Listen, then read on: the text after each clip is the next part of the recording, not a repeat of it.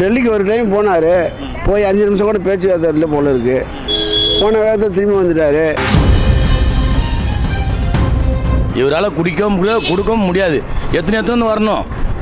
ஆண்டுக்கு 6 மாதத்துக்கு ஒரு சிலிண்டர் கொடுனா எவ்வளோ நாள் ஆகுது? நான் வல்லாட்டி விஷயமா ஏன் அந்த வாக்குறுதி கொடுத்தாரு தேர்தலில்? ஏமாத்தான வாக்குறுதி தான். என்னத்த சொல்கிறது? ஒருத்தர் எல்லாம் சொல்கிறத பார்த்தா இவர் பிஜேபியிலேருந்து தான் இறக்குன ஆளுன்றாங்க. அது உண்மையாக பொய்யான்னு தெரியல. ஆனால் இவரை விட்டு வெளியே வர மாட்டேங்கிறாரு. அதுக்கப்புறம் எங்கே போகிறது? அவர் நம்ம சாதாரணமாக ஒரு பேட்டி கூட கொடுக்க மாட்டேங்கிறாரு. வந்து 1 மாதம் ஆயிடுச்சு இல்லை, ஒரு சின்ன பேட்டி கொடுக்கலாம். இது பண்ணுறேன், அதை பண்ணுறேன், நாளைக்கு போகிறேன், டெல்லிக்கு போகிறேன், அதுக்கு போகிறேன், இதுக்கு போகிறேன், எதுவுமே சொல்கிறது கிடையாது. 4 நாள் முதலமைச்சராக இருந்து கோடியாக சாப்பாச்சிங்கன்னா தெரியாதுண்ணே. இப்போ வந்து அவர் நடிகராகி வந்துக்கிறாருண்ணே. ஆனால் அவருக்கு என்ன கஷ்டம் தெரியுண்ணே. இப்போ வந்து அதாவது வெட்டு கொலை குத்து எல்லாம் அவர் மேலே பழி வருது. அவங்கவுங்க செஞ்சாங்கன்னா அது அவர் மேலே பொறுப்பு கிடையாது. இப்போ நடக்கிறது வந்து திமுக ஆட்சியில் அப்படி தான் நடந்துச்சு. இப்போ அவர் ஆட்சி வரும்போது நடக்குதுன்னா அது ஒன்றுமே நம்ம சொல்ல முடியாது.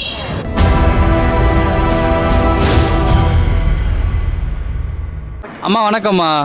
இப்போ கேஸ் சிலிண்டர் விலை வந்து 29 ரூபா விலை உயர்த்தப்பட்டிருக்கு. கேஸ் தட்டுப்பாடும் அதிகமாக இருக்குது. முன்னாடி வந்து விஜய் அவர்கள் ஸ்டாலினை பார்த்து ஒரு கேள்வி கேட்டார். என்ன அப்படின்னா, நீங்கள் வந்து குடும்ப பிரச்சனைக்காக டெல்லி போகிறீங்க, கேஸ் விலை பிரச்சனைக்கு வந்து ஏன் டெல்லி போய் பேச மாட்டேங்கன்னு விஜய் கேட்டார் இல்லையா? இப்போ தமிழ்நாட்டு முதலமைச்சராக விஜய் அவர்கள் தான் இருக்கார். இப்போ ஏன் டெல்லி போக மாட்டாரு? கேஸ் பிரச்சனையை ஒட்டி மத்திய அரசு பேச மாட்டாருமா? போவார்மா, இனிமேல் தான் போவார். கேஸ் இல்லைன்னா நாங்கள் கடையிலையும் வாங்கி சாப்பிட முடியாது. என்ன அது இருந்தால் தான் ஏதோ கஞ்சி கூட காசி குடிச்சலாம். எல்லாத்துலேயுமே அவர் ஏற்றிக்கினதுலாம் போனால் ஒன்றும் பண்ண முடியாது நடுத்தர மக்கள்லாம். அண்ணே அவர் போவார், டெல்லி கண்டிப்பாக போவார். ஏன்னா அவருக்கு தெரியணே. யார் தெரியணாக்கா மக்கள் எவ்வளோ கஷ்டப்படுறான்னு சொல்லிட்டு. ஏன்னா கஷ்டப்படுறதுன்னு தெரியும். 4 நாள் முதலமைச்சராக இருந்து கோடியாக சாப்பாச்சிங்கன்னா தெரியாதுண்ணே. இப்போ வந்து அவர் நடிகராகி வந்துக்கிறாருண்ணே. ஆனால் அவருக்கு என்ன கஷ்டம் தெரியுண்ணே. கண்டிப்பாக தெரியுண்ணே. ரொம்ப கஷ்டமாக இருக்குது. ரொம்ப கஷ்டமாக இருக்குது. ஏன்னா இப்போ இந்த ஒரு வருஷமாக ஏற்றிக்கிட்டே இருக்காங்க. அதனால் நாமெல்லாம் வந்து ஆட்டோ ஓட்டுறோம். ரொம்ப கஷ்டம். ஆமாம், இந்த மாதம் கூட 29 ரூபா 30 ரூபா ஏற்றிருக்காங்க போல இருக்கு. 956 ரூபா 58 ரூபா ஆயிருக்கு. இதெல்லாம் ரொம்ப கஷ்டமாக தான் இருக்குது.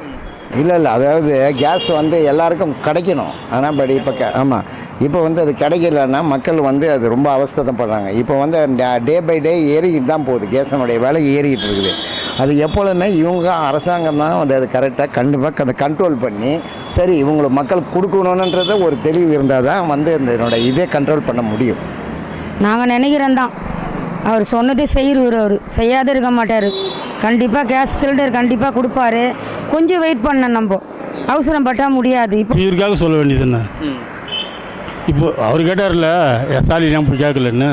இவர் வந்து 1 மாதத்துக்கு மேலே ஆகுது, 25-30 நாள் ஆகிடுச்சு. இவர் போய் கேட்க வேண்டியதுண்ணே. இவர் ஏன் கேட்கல?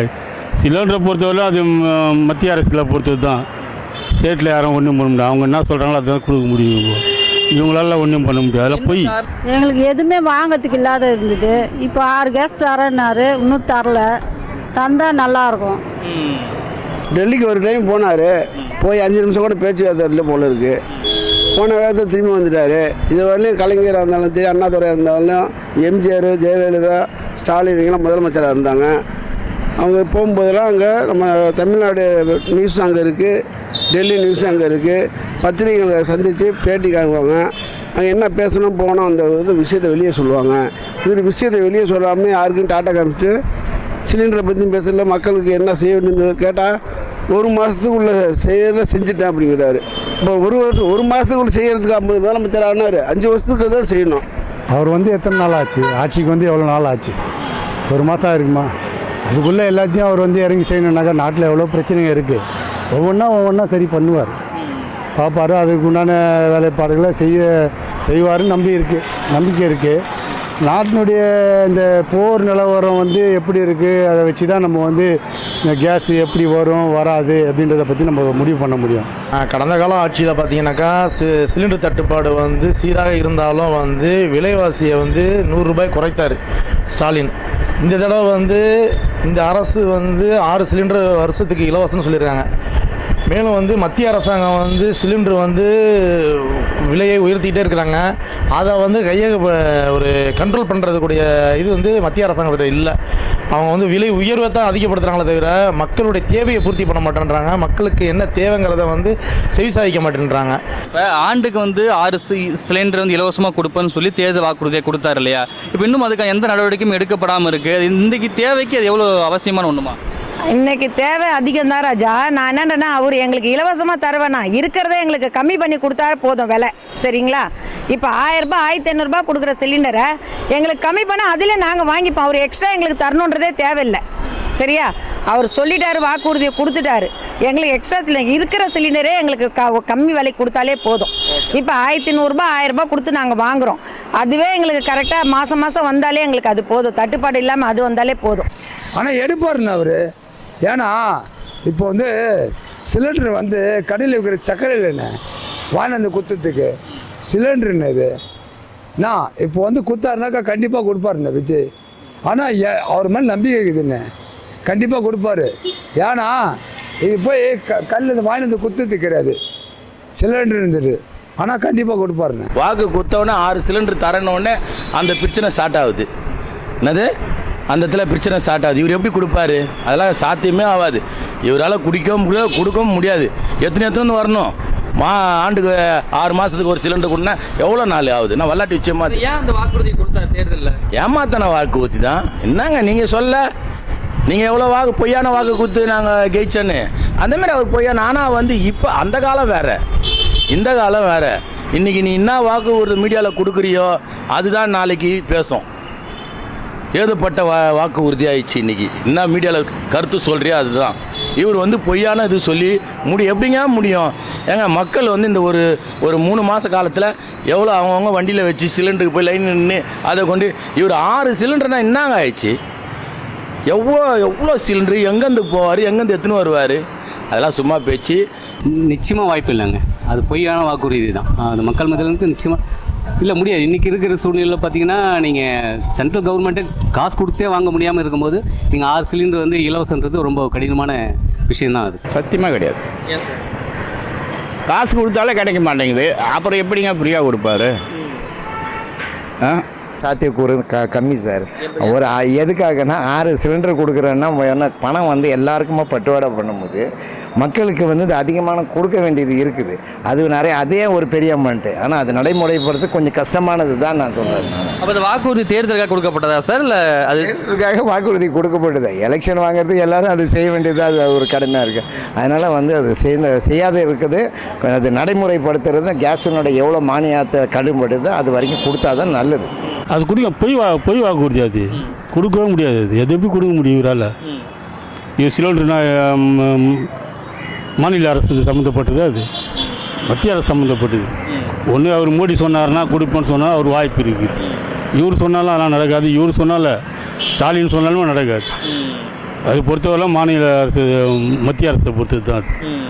அது 6 சிலிண்டர் தரேன்றாரு. எப்படி சாத்தியப்படும்? வருஷத்துக்கு 4 சிலிண்டர் ஓட்டுனதே பெரிய விஷயம். வீட்டில் பெரிய குடும்பத்துக்கு இருந்தாலும் 4 சிலிண்டர் ஆகும். சின்ன குடும்பத்தில் 2 3 தான் முடியும். இப்போ எங்கள் வீட்டே எடுத்துக்கிட்டாலும் மாதத்துக்கு ஒரு சிலிண்டர் 2 மாதம் வருது, 2.5 மாதம் வருது. அப்போ எவ்வளோ வருது? 6 சிலிண்டர் கொடுக்க சாத்தியம் இல்லைன்றீங்களா? ஏன், என்ன காரணம்? ஏங்க தினம் நான் 1 ரூபா 2 ரூபா 5 ரூபான்னு கேஸ் விலை பெட்ரோல் விலை ஏறிக்கிட்டே தானே இருக்குது. அதுக்கு பற்றி பேச மாட்டாரு. இது வரலையுமே அமைச்சருங்க தான் 4 பேர் பேசுகிறாங்களோ, கொஞ்சம் கேட்குற கேள்விக்கு பேசுகிறவங்க. முதலமைச்சர் இதில் வாய் வந்து பேசவே இல்லையா? ஏன் பேச மாட்டாரு? தருவார்னு அவர் கையில் ஒன்றும் இல்லைங்களே. அவர் என்ன நாட்டுன்னு அங்கே போர் எப்படி நடக்குது? போர் நிலவரம் அங்கே நாட்டில் ஈரானுக்கும் அமெரிக்கா இஸ்ரேல் போர்லாம் நடக்குது இல்லைங்களா? அதனால தானே தட்டுப்பாடு ஏற்பட்டிருக்கு. அந்த போர் வந்து சரியாயிடுச்சுனாக்கா நமக்கு நாட்டில் வந்து எல்லாருக்கும் சிலிண்டர் தட்டுப்பாடெலாம் குறைஞ்சதுனாக்கா இவர் கொடுத்த வாக்குறுதியை நிறைவேற்ற வாய்ப்புகள் இருக்குது. விஜய் அவர்கள் வந்து 6 சிலிண்டர் வழங்க முடியுமாங்கிறது வந்து கேள்விக்குறியாக தான் இருக்குது. மக்கள் வந்து பெரும் எதிர்பார்ப்பில் தான் இருக்கிறாங்க. வாய்ப்பு கம்மி தான். ஆனால் வந்து எதிர்காலங்களில் வந்து காத்திருந்தான் பார்க்கணும். இல்லை, எதுக்குமே மத்திய அரசு இப்போ நீட்டு பிரச்சனை போயிட்டு இருக்கு, சிபிஎஸ்சி பிரச்சனை போயிட்டு இருக்கு, இப்போ தமிழ் தாள் வாரத்து 3வது தள்ளப்பட்டிருக்கு. எதுக்குமே மத்திய அரசு கேள்வி கேட்க மாட்டாரு. அவர் அதுக்கு தான் சொல்லியிருந்தாங்களா? அவர் தான் பாயாசத்தையும் முடிச்சுன்னா நான் வந்து பாசிசம் முடிக்கிறேன். பாசிசத்தை கண்டு எதுக்கு அவர் பயப்படுறாருந்தா நம்ம மக்களால் நம்ம தான் அவங்கள கேள்வி கேட்கணும். அவரு தான் இதுக்கு பதில் சொல்லணும். ஏன்னா ஆனால் பேசுவார்ண்ணே, அவர் பேசுவார். ஆனால் அவங்களுக்கு வந்து கொஞ்சம் அவகாசம் கொடுக்கணும். அவகாசம் கொடுத்தா கண்டிப்பாக அவர் விஜய் பேசுவார்ண்ணே. அவர் சூப்பர் மனுஷன். அவர் என்னத்த சொல்கிறது, ஒருத்தர் எல்லாம் சொல்கிறத பார்த்தா இவர் பிஜேபியிலேருந்து தான் இறக்குன ஆளுன்றாங்க. அது உண்மையாக பொய்யான்னு தெரியல. விஜய் அவருக்கு அரசியல் இப்போ தான் நாங்கள் வந்தார். அவருக்கு அந்த இதெல்லாம் தெரியல. ஏதோ போட்டுட்டாங்க ஜனங்க, அதை வச்சு மெயின்டைன் பண்ணின்னு இருக்காங்க. வேறு ஒன்றும் கிடையாது. இப்போ இந்த மாதிரி இப்போ நான் எங்களை மாதிரி ஒரு 10 பேர் போடுறோம் சொல்கிறோம், அது அவர் காது கெட்டணும். அவர் காது கெட்டி கண்டிப்பாக அதை செய்வாருன்ற ஒரு நம்பிக்கையில் நாங்கள் போட்டோம், வர உட்கார வச்சுருக்கோம். அவர் அதை செய்யணும். அது செஞ்சார்னா நல்லாயிருக்கும். அது இருக்கிறான்னா இனிமேட்டு தான் சொல்லுவா அவர் மக்களுக்கு. இப்போ தானே வந்திருக்கிறாரு. இனிமேட்டு எடுத்து சொன்னால் தான் அடுத்த வாட்டி இப்போ போய் அடுத்த இதுக்கு போய் சொன்னால் தான் அது மக்களுக்கு போய் சேரத்துக்கு வாய்ப்பு இருக்குது. முடியாது. ஏங்க 41 பேரை போட்டார், போட்டு என்ன பண்ணார்? வந்துட முடியுமா? எல்லாம் அங்கே சென்ட்ரல் கவர்மெண்ட்டில் அவங்களுக்கு சப்போர்ட் பண்ணாங்க. சப்போர்ட் பண்ணால்தான் அவர் இங்கே ஃப்ரீயாக சுற்றுறாரு. இதே வந்து அந்த ஜெயலலிதா கவர்மெண்ட் இருந்திருந்தால் இந்நேரம் அவர் தூக்கி உள்ளே போட்டிருப்பாங்க. இவர் ஸ்டாலின்றவர் வந்து நம்ம இதுவாக இருக்கணுன்றக்கோசம் தான் அவர் விட்டு கொடுத்த காரணமே. சரி போட்டோம் அப்படின்ட்டு. இதே வந்து அந்த அம்மா இருந்ததுன்னா இவர் கம்மியாக நினைப்பார், இந்த கட்சியே இல்லாத போயிட்டுருக்கோம். மத்திய அரசை ஏன் கண்டிக்க மாட்டார்? குரல் கொடுத்துட்டு தான் இருப்பார். குரல் கொடுக்குறது என்ன நேரம் அவருக்கு, அதுக்கு உண்டான நேரம் வரணும். நேரம் வந்ததுன்னா அவர் குரல் கொடுக்குறது அதிகமான குரலை கொடுப்பார். எதிர்பார்ப்பு இருக்குது. வந்து மீடியாவை பார்த்து பதிலை கொடுக்கல. இன்னும் மீடியாவுக்கு வந்து தன்னுடைய கேள்விக்கான பதில்களை வந்து அவர் வந்து மீடியாவை சந்திக்கவில்லை. ஊடகத்தை வந்து இன்னும் சந்திக்காத ஒரு முதலமைச்சர் வந்து இவர் தான். எப்படி வந்து மத்திய அரசாங்கத்தில் மோடி வந்து இருக்கிறாரோ அதே மாதிரியே இருக்கிறாரு. வெளியில் பிரச்சாரங்களில் வந்து மேடைகளில் பேசுகிறார தவிர செய்தியாளர்கள் கேள்வி கேட்கறதுக்கு, செய்தியாளர்கள் சந்திப்பதற்கு வந்து ஒரு எந்த ஒரு எதிர்பார்த்த நிலையில் இல்லை. அவர் வந்து என்னன்னாக்கா மறைமுகமாக அப்படி அமைதியாகவே இருக்கிறாரு. சட்டமன்றத்திலும் அவர் வாய் திறந்து பேசுகிறதுக்கு ஒரு வாய்ப்பும் இல்லாமல் இருக்குது. ஆனால் இவரை விட்டு வெளியே வர மாட்டேங்கிறாரு. அதுக்கப்புறம் எங்கே போகிறது? அவர் நம்ம சாதாரணமாக ஒரு பேட்டி கூட கொடுக்க மாட்டேங்கிறாரு. வந்து 1 மாதம் ஆயிடுச்சு இல்லை, ஒரு சின்ன பேட்டி கொடுக்கலாம். இது பண்ணுறேன், அதை பண்ணுறேன், நாளைக்கு போகிறேன், டெல்லிக்கு போகிறேன், அதுக்கு போகிறேன், இதுக்கு போகிறேன், எதுவுமே சொல்கிறது கிடையாது. அப்புறம் அவர் போய் என்னத்தை கேட்குறது? அவர் கேள்வி கேட்க தான் தெரியும், பதில் சொல்ல தெரியாது. பேசுவார். அதுக்குன்னு வெயிட் பண்ணி தானே ஆகணும். நம்ம அதுக்குன்னு பேசுவார், பேசாமல் இருக்க மாட்டார். அதுவும் முயற்சி எடுப்பார். இப்போ அவர் பேசும்போது இவர் பேசாத இருப்பாரா? கொஞ்ச நாள் பொறுத்து போய் பேச போகிறாரு. அது என்ன முடியும்னு அவர் தெரிஞ்சுக்குவார். இந்த மாதிரிலாம் ரொம்ப நடக்குது, இந்த மாதிரிலாம் இருக்குது, ஏன் இந்த மாதிரிலாம் ஆகுதுன்றது அது வந்து மக்களுங்கிட்ட தெரிஞ்சு யார் இது என்ன பண்ணுறதெல்லாம் வந்து அவர் கைது பண்ணுறதுக்கு இதெல்லாம் வந்து முயற்சி எடுத்து செய்யறதுக்கு காத்துனுக்கு தான் இருக்கிறாரு. ஜனங்க அவ்வளோ சீக்கிரம் அவசரம் படுது. என்னடா இவர் ஆட்சி வந்து இப்படி இருக்குது, அவர் ஆட்சி வந்து அப்படி இருக்குதுன்னு சொல்லி ஜனங்க மக்களுங்க பேசுது. பேசாதெல்லாம் இல்லை. இப்போ நடந்துன்னு தான் இருக்குது. எங்களுக்கும் மன வருத்தமாக என்னடா இப்படி வந்துட்டு இவர் மேலே இவ்வளோ பழி போடுறாங்களே. இவர் தான் சொல்லியிருக்காங்க இது வந்து பாயாசமா இல்லை வந்து பாசிசமானாங்க. அவர் பாசிசத்தை பார்த்து பயப்படுறாரு, இல்லை பாயாசத்தை முடிச்சுன்னு அவரும் சொல்லியிருக்காரு. அந்த பாசிசத்தை வந்து அவர் எதிர்த்து போராடினா தான் இதெல்லாம் வந்து கிடைக்குமே தவிர இல்லைன்னா மற்றபடி எதுவும் அவங்களுக்கு கிடைக்காது. மத்திய சர்க்காரோட ஒன்றிய சர்க்காரோட இணைஞ்சு போனால் தான் அவருக்கு எதுனா வந்து நம்மளுக்கு வந்து மாநில சர்க்காருக்கு ஒரு சில விஷயங்கள் இணைக்கு கிடைக்கும். நம்மளுக்கு மக்களுக்கும் நல்லா இருக்கும்னு நான் நினைக்கிறேன். இப்போ கேஸ் விலை அதிகமாக இருக்குது, கேஸ் தட்டுப்பாடு அதிகமாக இருக்குது. இப்போ இதில் என்ன நடவடிக்கையை வந்து முதலமைச்சர் விஜய் அவர்கள் எடுக்கணும்னு நினைக்கிறீங்க? இன்னும் 29 ரூபா ஏற்றிருக்காங்க. பல நாடுகளை விட நம்ம இதில் பரவாயில்ல. ஆனால் அவ்வளோ இதெல்லாம் ஏறின மாதிரி தெரில. கண்ட்ரோலில் இருக்கிற மாதிரி தான் இருக்குது. எல்லாம் எடுக்கணும். அதாவது இப்போ போக தான் தெரியும். அது இப்போ நடைமுறைப்படுத்துறது மட்டும் எப்படி பண்ணுறாங்கன்னு போக தான் அதனுடைய இது கண்ட்ரோல் தெரியும். எங்களுக்கு வந்து வீட்டில் இருக்கிற பொருள் வாங்கிறதுக்கே ஒரு இதுவே இல்லை. காசே இருக்க மாட்டேங்குது. சிலிண்டர் விலை ஏறிச்சுனால எதுவுமே கிடைக்க மாட்டேங்குது. இப்போ கொடுத்தாருன்னா நல்லாயிருக்கும். மானியத்தில் இவர் வேணால் கொடுக்கலாம், விலை கம்மி பண்ணலாம். இப்போ 1000 ரூபாய்க்கிட்ட ஆகி போச்சு. இவர் ஒரு 300 ரூபா எதனா மானியம் கொடுத்தாருன்னா தமிழ்நாட்டு மக்களுக்கு அது நல்லதாக இருக்கும். இப்போ தமிழ்நாட்டில் தொடர்ச்சியாக சட்ட ஒழுங்கு பிரச்சனை வந்து கேள்விக்குறி ஆகிட்டு இருக்கு. எப்படி பார்க்குறீங்க? அதாவது அது கட்டுப்படுத்த விஜய் அவர்கள் தவறிட்டாரா? அதாவது சட்டத்திட்டங்கள் வந்து கேள்விக்குறியாக இருக்க காரணம் வந்து என்னென்னாக்கா சட்டங்களை வந்து சரியான முறையில் ஏற்றாதனால தான். இப்போ வந்து சிறார்கள் வந்து அதிகமான முறையில் வந்து குற்ற செயலில் ஈடுபடுற காரணம் வந்து என்னென்னாக்கா அவங்க வந்து மது போதையில் வந்து சில வந்து ஒரு சேர்வார் சரியில்லாமல் இருந்ததுனால பண்ணுறாங்க.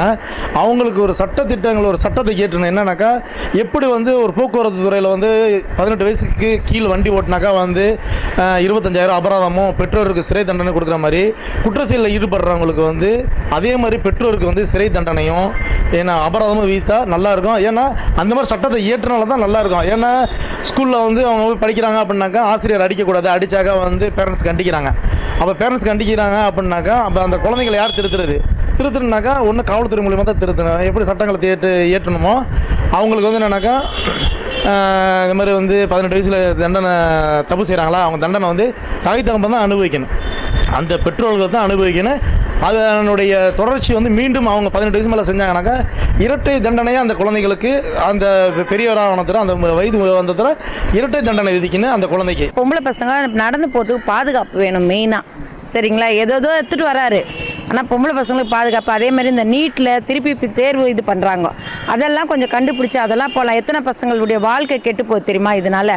அதெல்லாம் கொஞ்சம் சரி பண்ணால் நல்லாயிருக்கும். அவர் உட்காந்தது பெரிய விஷயம் இல்லை, தேர்தலில் மாற்றி கொடுக்கணும் மாற்றியாச்சு. ஆனால் உட்காந்து அதெல்லாம் சரி பண்ணணும் அவர். சரி பண்ணலைன்னா என்ன பண்ண முடியும் சொல்லுங்கள்? திருப்பி மறுபடியும் தான் ஆட்சி மாற வேண்டியது வரும். அதனால அதெல்லாம் ஒழுங்காக செஞ்சாங்கன்னா கொஞ்சம் நல்லாயிருக்கும். சின்ன பசங்க அதுங்க மனசு எவ்வளோ வேதனைப்படும். எழுதிட்டு வந்துருச்சுங்க, எழுதிட்டு வந்தோடனே அதை இவங்க விற்று தின்னுட்டாங்க, சரியா? இப்போ மறுபடியும் அதை ரீகால் பண்ணணுன்றாங்க. அந்த குழந்தைங்க மனசு எவ்வளோ பாதிக்கப்படும்ன்றதை அதை யோசிக்க மாட்டேன்றாங்க. அதை கொஞ்சம் யோசிச்சாங்கன்னா நல்லாயிருக்கும். ஏன்னா நம்ம ரோட்லேருந்து என்ன மாதிரி எவ்வளோ பேர் இருக்காங்க, கஷ்டப்படுறாங்க. அதே மாதிரி தாழ்த்தப்பட்டவங்களுக்கு தான் முதல் இடம்ன்றாங்க. தாழ்த்தப்பட்டவங்க 300 மார்க் எடுத்தால் கூட அவங்களுக்கு முதல் இடம்ன்றீங்க. அப்போ படிப்பு மற்றவங்கன்னா தாழ்த்தப்பட்டவங்க எல்லாரும் ஓட்டும் ஒன்று தானேங்க. இப்போ எல்லாருக்கும் ஓட்டு, தாழ்த்தப்பட்டவங்க எல்லாரும் ஓட்டு ஒன்றா தான் போடுறோம், எல்லாருக்கும் ஒரே ரத்தம் தான் இல்லையா? அப்போ நீங்கள் வந்து என்ன செய்கிறீங்க, தாழ்த்தப்பட்டவங்க தான் முதல் இடம்னா அப்போ நாங்களாம் எங்கே போகிறது? இப்போ வந்து அதாவது வெட்டு கொலை குத்து எல்லாம் அவர் மேலே பழி வருது. அவங்கவுங்க செஞ்சாங்கன்னா அது அவர் மேலே பொறுப்பு கிடையாது. இப்போ நடக்கிறது வந்து திமுக ஆட்சியில் அப்படி தான் நடந்துச்சு. இப்போ அவர் ஆட்சி வரும்போது நடக்குதுன்னா அது ஒன்றுமே நம்ம சொல்ல முடியாது. அவங்கவுங்க வந்து சின்ன பசங்க கற்பழிக்குது, கொலை குட்டம் அந்தமாரி வெட்டு கொலைலாம் நடக்குது. இப்போ நடந்துன்னு வருது அவர் ஆட்சி வந்து. அது வந்து ரொம்ப கஷ்டமாகுது நம்மளுக்கு. என்னடா ஒரு ஆட்சி வந்து இந்தமாரி நடக்குது, ரொம்ப எங்களுக்கு கஷ்டமாக தான் இருக்குது. எப்படி பார்க்குறீங்க இந்த ஒரு மாதம் வந்து ஒரு ஆட்சி பொறுப்பேற்று ஆக போகுது, இந்த செயல்பாடுகள்லாம் எப்படி பார்க்குறீங்க? இல்லை 100 நாள் கொடுக்கலாம்னு நினைக்கிறேன். இப்போவே நீங்கள் பார்த்தீங்கன்னா அவங்க 50% எனக்கு தெரிஞ்சு தேர்ச்சி இல்லாமல் தான் இதனுடைய காரணம். அவங்களுக்கு வந்து முதிர்ச்சியும் இல்லை தேர்ச்சியும் இல்லை, தேர்ச்சி இல்லாமல் தான் இது காரணம். அது இன்னும் கொஞ்சம் உங்கள் கவனம் எடுத்து கொஞ்சம் பண்ணணும்னு நான் நினைக்கிறேன். அவர் எதுக்குமே வாய் திறக்க மாட்டார். கொஞ்சம் செய்தியாளர்களா இல்லை ஒரு சோஷியல் மீடியாவில் அதுலேயாச்சும் தனிப்பட்ட முறையில் மக்களுக்கு தெளிவுபடுத்தினா கொஞ்சம் நல்லாயிருக்கும் நான் நினைக்கிறேன். ஒரு மாதத்துக்கு என்னால் என்ன முடியுமோ விவசாய கடன் தள்ளுபடினார், பயிர் கடன் தள்ளுபடினார். 1 லட்சம் வாங்கினா 5000 தள்ளுபடியா. அந்த 1 லட்சம் நான் வாங்கி கட்டுறவன் 5000 தள்ளுபடியாக 95,000 கட்டுறான்னு வச்சுங்க. அந்த 5000 பக்கத்து வீட்டில் வாங்கி கட்ட மாட்டானா? இது ஒரு பயிர் கடன் தள்ளுபடின்னு பெருமையாக பேசிக்கிறாங்க. ஆதவ அர்ஜுனா வாய்க்கு வந்ததெல்லாம் பேசுகிறாரு. அந்த திமுகவுக்கும் விஜய்க்கு தான் போட்டி, அண்ணா திமுக போட்டி இல்லை. இப்போ அவங்கெல்லாம் 10 வருஷம், இப்போ 30 வருஷத்துக்கு மேலே அண்ணா திமுக ஆட்சி ஆண்டது, திமுக 20-30 வருஷத்துக்கு ஆட்சி ஆண்டது. அவங்களுக்காட்டி இப்போ என்ன மெஜாரிட்டி வந்துட்டாரா? கிடையாதுல்ல. மெஜாரிட்டி வராமல் இந்த போர்டு போடுறாருன்னா மெஜாரிட்டி வந்து என்ன போர்டு போடுவார்? இப்போ நாளைக்கே கூட்டணி கைண்டிட்டு வந்து என்ன பண்ணுவார்? மறுபடியும் ஆட்சிக்கு வருவார். திமுக எவ்வளோ பெரிய கட்சிங்க, அவருக்கே ஒரு சவாலை விடுறாரு. 25 மேயர், ஒரு மேயர் வந்து பாருங்க அப்படின்னு சவால் விடுறாரு. அவ்வளோ பெரிய கட்சி. நீ வந்து 1 மாதம் முழுசாக முடியல. இந்த 10 தேதிக்கு தான் முதலமைச்சர் ஆனால் இன்னும் 10 தேதி ஆகல, அதுக்குள்ளே ஓடி பேச்சு பேசுகிறாரு. இது எங்கே போய் சொல்கிறது? திருப்தின்னு சொல்லுவாங்க எல்லாரும் சொல்கிற மாதிரி குறைஞ்ச நாளில் எதுவும் அவர் திருப்தி சொல்ல முடியாது. கொஞ்சம் பார்க்கணும். அதே எதிர்கட்சியாக சொல்லிக்கிற 6 மாதம் நாங்கள் எதுவும் பேச மாட்டோம் செய்வோம்னு சொல்லிட்டு அந்த 6 மாதம் கழிச்சு தான் அவங்க என்ன நடத்துக்குதுன்னு அதுக்கு மேல் போட்டு இவங்க நடவடிக்கை எடுப்பாங்க. இப்போ 2500 போடுறோன்னு சொன்னாங்க, போடல. அதுக்கப்புறம் வந்து சிலிண்டரு பிரச்சனை விடுங்க. அதுக்கப்புறம் வந்து இந்த குழந்தைங்களுக்கு வந்து மோதிரம் போடுறேன், அது போடுறேன், மாமன் சீரு, அந்த சீரு, இந்த சீரு. ஏன் நேற்று மீனவர்கள் அறிக்கை விட்டுருக்காங்க 20,000 கொடுங்க அப்படின்னு சொல்லிட்டு. அது எதுவுமே ரெஸ்பான்சிபிலிட்டியாக பேசணும். இப்போ அவர் எப்படி மேடையில் பேசணும் அதே மாதிரி மைக்கை பார்த்து பேசி சொல்லணும் மக்களுக்கு. அப்போ தான் சரி, இன்றைக்கி இல்லை நாளைக்கு தருவாங்க, நாளைக்கு இல்லை நாளைக்கு தருவாங்க அப்படின்னு தெரியும். இதனால் அவருக்கு கெட்ட பேர் தான்.